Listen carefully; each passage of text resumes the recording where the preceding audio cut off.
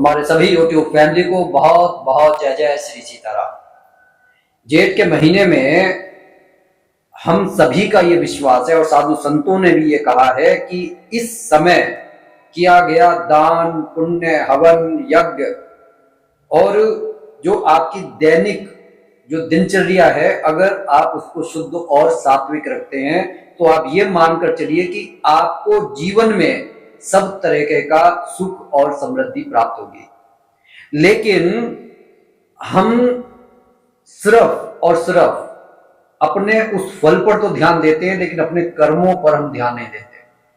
और हमारे को एक बात अच्छी तरीके से मालूम होनी चाहिए कि अगर आप इस समय भगवान का भजन करते हैं, स्मरण करते हैं, तो चाहे आप शुद्ध हृदय से करें चाहे आप अशुद्ध हृदय से करें, लेकिन बस कर्मों में सात्विकता बनाए रखें, अपने ध्येय को अगर रखें तो भगवान को आपके उस कर्म का फल देने आना पड़ेगा, चाहे आप निशाचर प्रवृत्ति के हों चाहे आप देव प्रवृत्ति के हों। क्योंकि कर्म के अधीन ये जगत है और जो हम कर्म कर रहे हैं तो भगवान को, ये जो भगवान ने स्वयं ये विधान बनाया हुआ है कि जो कर्म करेगा उसको उसके मन मुताबिक फल दिया जाएगा। इसीलिए कहा गया है कि जो अपना जो भाग्य के भरोसे बैठकर रोते रहते हैं उनका कभी भला नहीं होता, लेकिन जो अपने कर्म पर ध्यान देते हैं कहीं ना कहीं वो अपने लक्ष्य को प्राप्त कर लेते हैं। अब सबसे बड़ा जो उदाहरण हमारे सामने है श्री रामचरितमानस में दशानन रावण का है। इस कहानी से हम ये समझने का प्रयत्न करेंगे कि भाई जेठ के महीने में हम कितना कुछ हासिल कर सकते हैं, अपनी इच्छाओं को पूरा कर सकते हैं, लेकिन सिर्फ और सिर्फ एक विकार, एक आलस, एक निद्रा, हम अपने कर्मों पर ध्यान नहीं दे रहे। कर्म तो आप कीजिए, विकार धीरे धीरे से कंट्रोल में आ जाएंगे और जब लक्ष्य तक आदमी पहुंच जाता है उसके बाद में ही ये डिसाइड होता है कि अब वो किस तरीके का इतिहास में अपना स्थान रखेगा। वो देव तुल्य इतिहास में स्थान रखेगा या वो दानव तुल्य इतिहास में अपना स्थान रखेगा, क्योंकि जो उसे शक्ति प्राप्त हुई है आखिर वो शक्ति का क्या यूज करता है, ये सारा का सारा डिसीजन ये बाद में लिया जाएगा।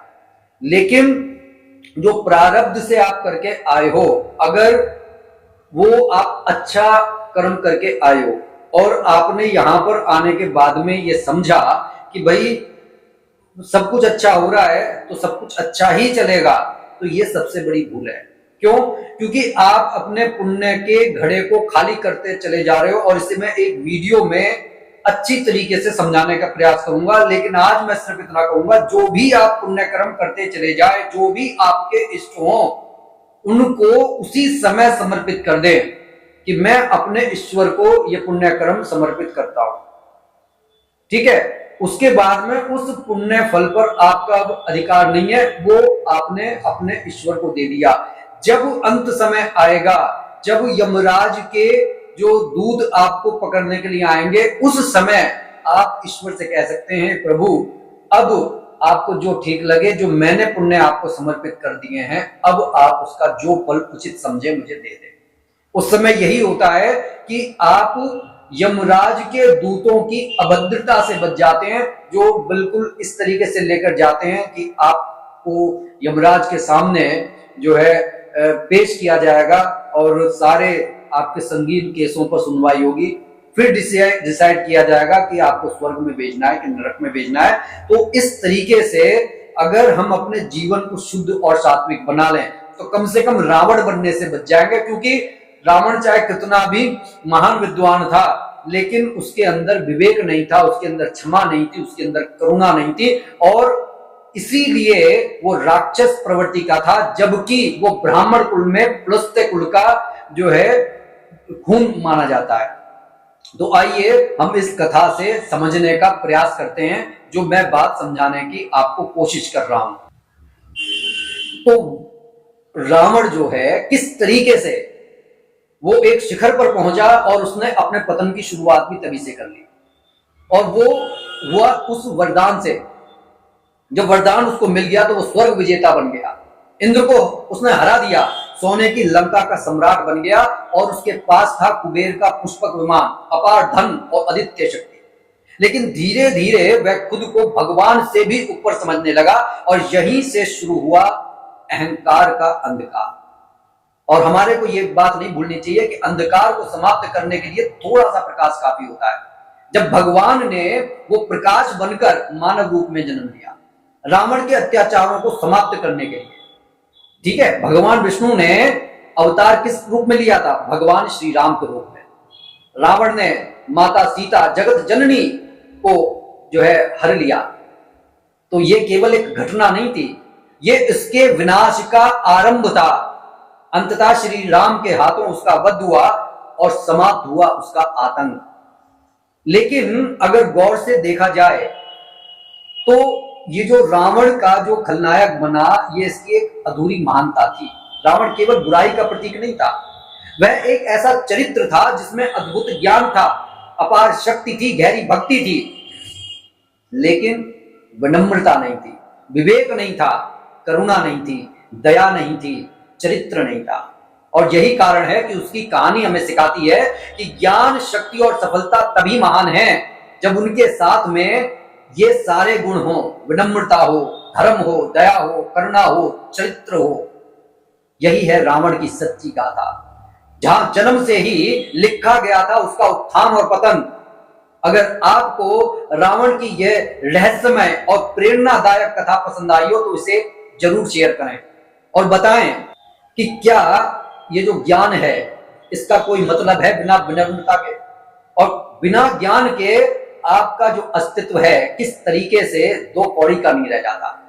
इस कहानी को सब ही जानते हैं, समझते हैं, श्री रामचरितमानस का पाठ करते हैं, लेकिन हमारे को यह समझना होगा कि अगर हम सिर्फ शक्ति इसलिए प्राप्त करना चाहते हैं कि अब जीवन में मनमानी करें, तो ये ना भूलें कि पंच तत्वों से ये जो शरीर रचा हुआ है इसकी रचना स्वयं भगवान ने की है और ये भगवान के ही अधीन है।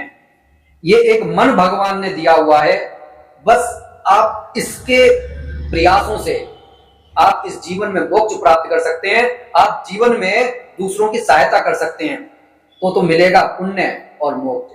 और अगर सिर्फ अपने देह लोलुपता में फंसे रहेंगे, विकारों में फंसे रहेंगे, तो निश्चित मानिए कि जिसको कमजोर समझकर आप प्रताड़ित कर रहे हैं, इसका मतलब यह है कि पाप के घड़े को भर रहे हैं। और जिस दिन पाप का घड़ा भरकर झलकने लगेगा उस दिन भगवान विष्णु किसी ना किसी रूप में, किसी इंसानी रूप में आपके उस अहंकार के पतन का कारण बनने के लिए आ जाएंगे।